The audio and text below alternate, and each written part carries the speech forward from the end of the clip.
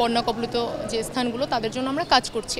তো আসলে কি হয়েছে, আমরা যারা গান করি বা আমরা মিউজিশিয়ান যারা, তারা আমাদের অস্ত্র তো গলা বা গান, বা মানুষকে আমরা যারা জড়ো করতে পারি তারা তো গানের মাধ্যমে জড়ো করতে পারি।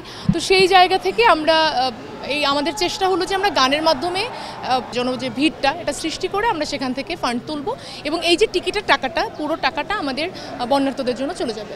আলহামদুলিল্লাহ যে সারা যে পাচ্ছি, আলহামদুলিল্লাহ সারা পাচ্ছি, এবং আজকে যে ফান্ডিংটা যথেষ্ট টিকিট বিক্রি হয়েছে, এবং আশা করা যাচ্ছে একটা ভালো পরিমাণ অ্যামাউন্ট আমরা পাবো তাদের সাহায্য করার জন্য।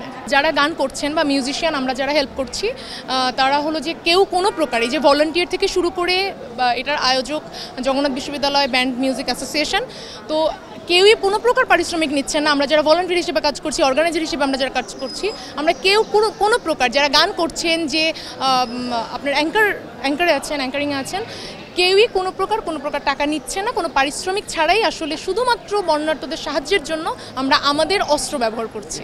যখন বন্যাটা হচ্ছেন বিভিন্ন মানুষ সাহায্য করছেন, সবাই সবার জায়গা থেকে এগিয়ে আসছেন।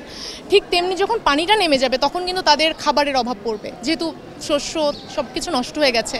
তো সেই ঘর বাড়ি, তারপরে আপনার মানে পুনর্বাসন থেকে শুরু করে খাওয়া দাওয়া, পরবর্তী যে পার্টটা সেটা দেখার জন্য আমরা টাকাটা কাটবো। মেইন কথা হলো আমি গান করি, টুকটাক গান করি। তো গান করতেন, এখন হচ্ছে মানুষের জন্য। হ্যাঁ, তো যখন আমাকে মোটামুটি মানুষ চেনে, তো সেই জায়গা থেকে হলো যে আমার মনে হলো যে ঘরে বসে না থেকে আমি তো কি করতে পারছি, আমি যখন একটা বাক্স নিয়ে কারো কাছে যাব, সে 5 টাকা 10 টাকা দিচ্ছে, আমি যার কাছে যাচ্ছি সেই কিন্তু দিচ্ছেন আমাকে টাকাটা, বা আমি যার কাছে যেতে পারছি না সে কিন্তু আমাকে টাকাটা দিচ্ছেন না।